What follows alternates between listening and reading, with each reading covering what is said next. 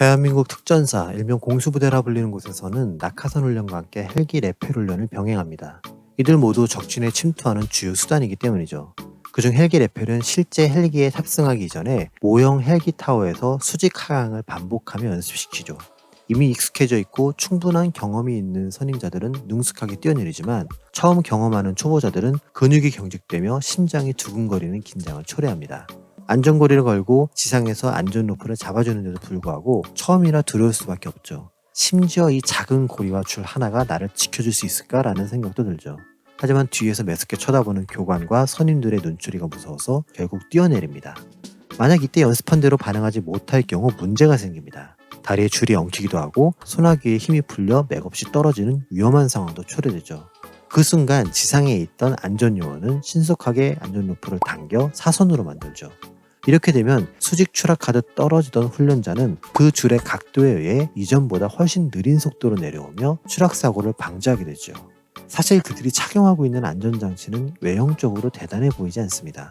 그저 하네스와 고리, 그리고 안전루프 정도죠. 하지만 이 작은 도구들이 결합되어 사람의 생명을 지켜주게 됩니다. 그런데 만약 처음부터 아무런 안전장치 없이 뛰어내리라고 혹시나 사고가 발생하면 크게 다치거나 죽는 상황일 경우 자신있게 도전할 수 있는 초보자가 있을까요? 더욱이 안전사고는 늘 발생할 수 있기 때문에 경력자들조차도 만만하게 보기 어려울 겁니다.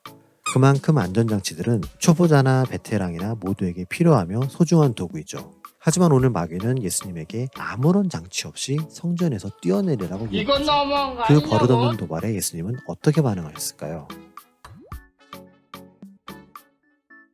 유대인들에게 3이라는 숫자는 완전수 중 하나입니다. 그래서 예수님이 3번의 시험을 받으셨다는 것은 그만큼 철저히 시험을 받으셨고 그것들을 다 이겨내셨다는 것도 완벽하게 이기셨다는 것을 뜻하죠. 그 마지막 3번째 시험은 바로 예루살렘 성전 꼭대기에서 치러집니다. 앞선 영상들에서 확인한 것처럼 예수님이 당하신 시험과 그 가운데 숨겨진 함정, 그리고 그것을 이겨내신 방법들, 즉 예수님이 남겨주신 모범 답안들이 우리에게 연결되고 또한 새로운 환경에서 재현되기에 의미가 있는 것이죠. 지금 예수님이 서 계신 곳은 당시의 마천루로 여겨질 만큼 높은 곳입니다.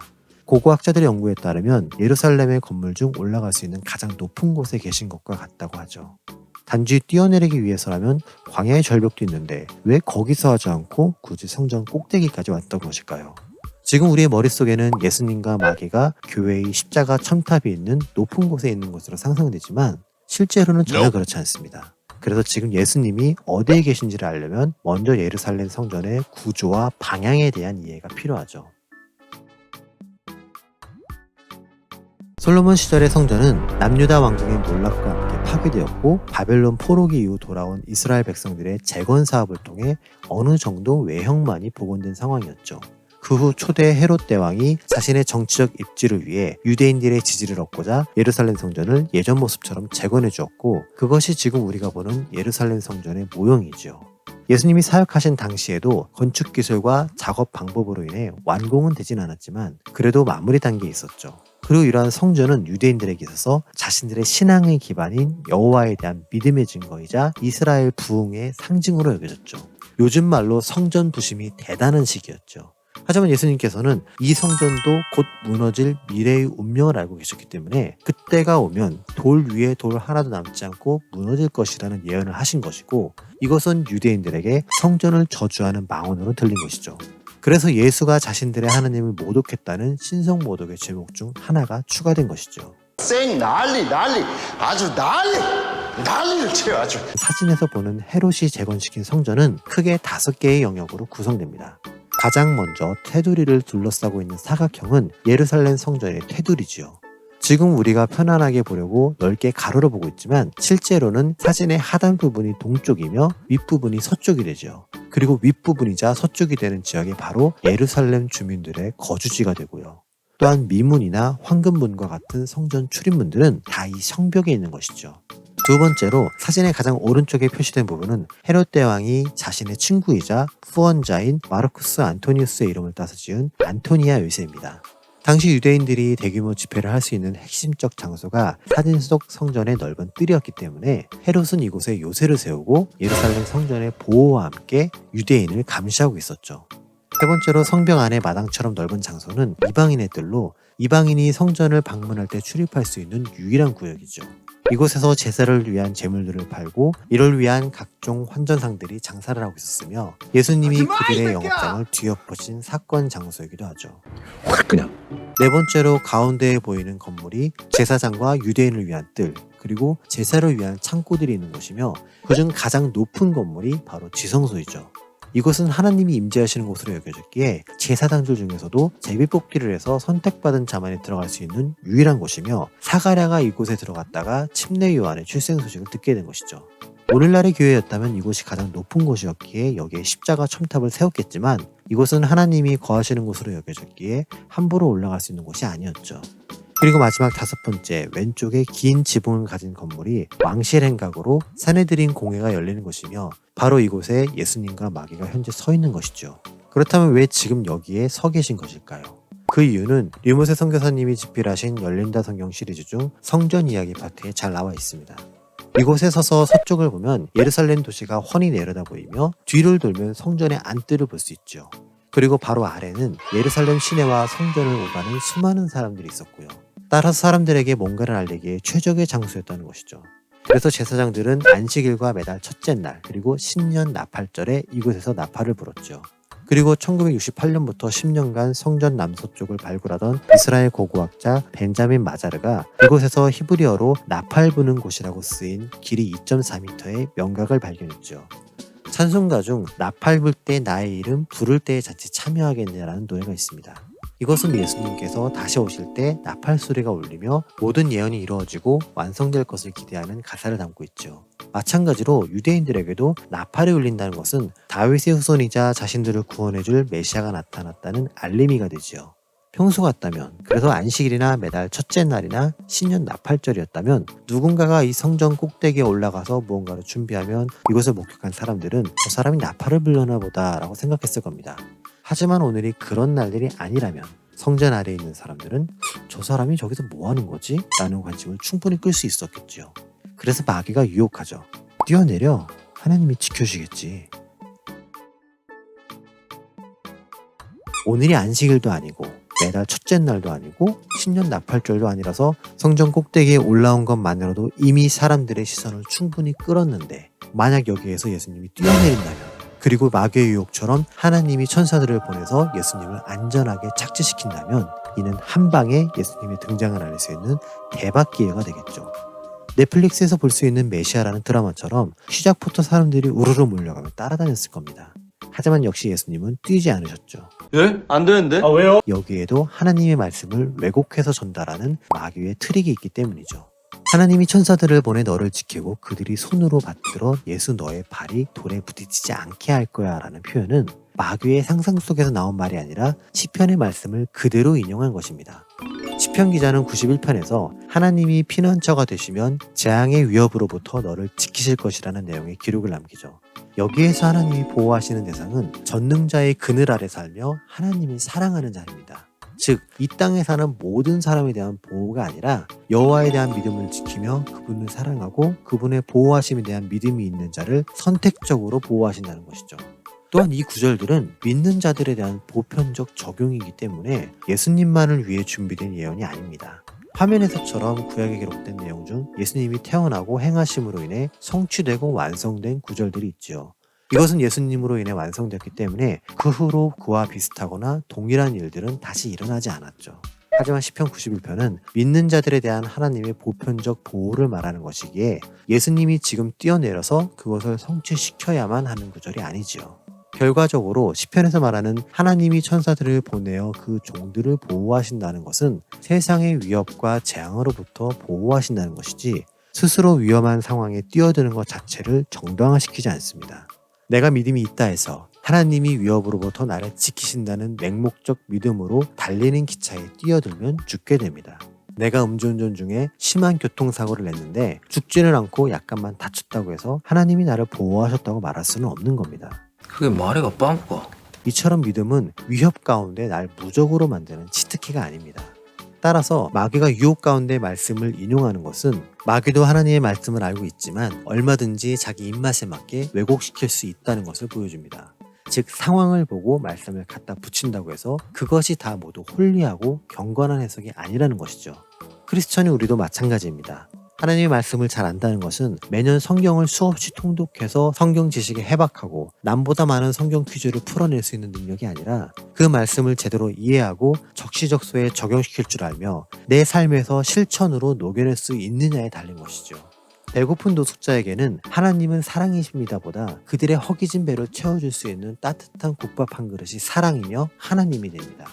너무 힘들고 슬퍼서 애통하는 소리조차 못 내고 있는 사람에게는 위로의 내용이 담긴 성경 구절보다는 울고 있는 그의 옆에서 함께 자리를 지켜주는 사람이 살아있는 위로이자 하나님의 말씀이 되죠.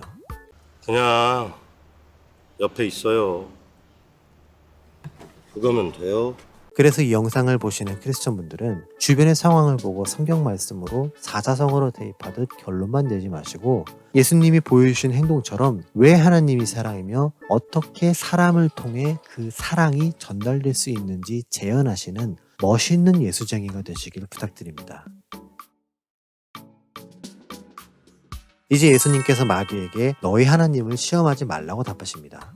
이 말씀도 신명기 6장에 기록된 모세의 회상설교를 인용하신 것이죠. 모세는 마사에서 마실 물이 없으므로 불평했던 사건을 언급하며 하나님을 시험하지 말라 하죠. 이 시험은 하나님에 대한 인간의 불신앙과 비신뢰에 기반한 것입니다. 이미 그들은 말도 안 되게 홍해를 건넜고 더 말도 안 되게 하늘로부터 만나와 메추라기를 공급받았죠. 그렇다면 이제 하나님이 르비딤으로 이끄셨으니 설령 그곳이 사막이라 하더라도 마실 물을 어떻게 해서든 제공하셨겠죠. 하지만 백성들은 이번에도 하나님이 자기들과 함께하는 걸 믿지 못하겠다는 마음으로 원망하며 대들었죠. 그래서 모세는 그때의 일을 언급하며 하나님을 시험하려 하지 말라 하죠. 이처럼 예수님께서 마사 사건과 관련된 구약의 말씀을 인용하신 것은 잘못된 방법으로 하나님의 인도하심을 입증하려 하지 말라는 뜻입니다. 즉 하나님이 나와 함께하는지 안 하는지 확인하기 위해 뛰어내리는 행동 같은 모질이 짓을 하지 말라는 것이죠. 아무리 믿음이 신실하고 경건하게 살았다 한들 높은 곳에서 뛰어내리면 중력에 의해 추락해서 죽습니다. 설령 예수님이 뛰어내리고 하나님이 때마침 예수야 지금 죽을 때가 아니야 라며 천사들을 보내 보호하셨을 수도 있죠. 하지만 믿음은 그런 데 쓰라는 게 아닙니다. 나의 경건함이나 신앙의 척도는 그렇게 해서 드러나는 게 아닙니다.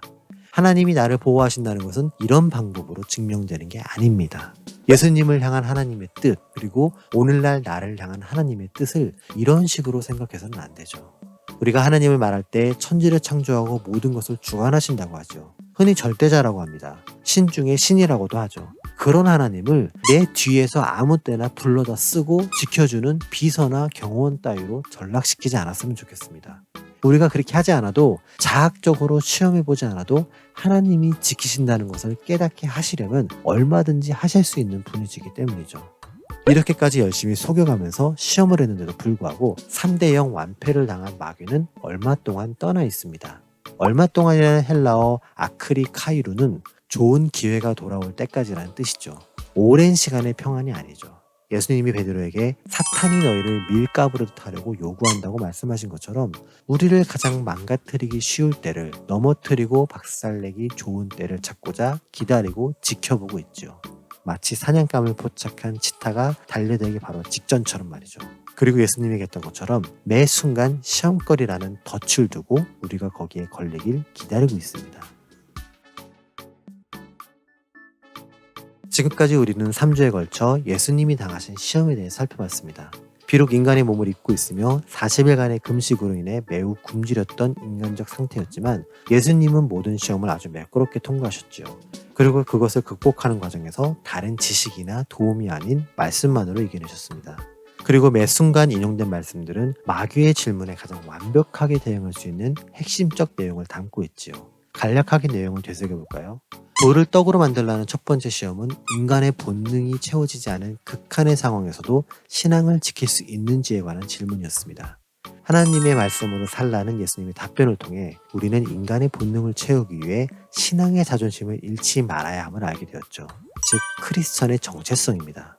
마귀에게 절하라는 두 번째 시험은 인간이 추구하는 삶의 목표와 존재의 이유를 묻는 질문이었습니다. 하나님만을 경배하고 섬기라는 예수님의 답변을 통해 우리는 먹고 사는 문제가 해결되었고 내 삶에 대한 주권도 있을 때 어떤 인생의 목표와 가치관을 가지고 살아가야 하는지를 알게 되었죠.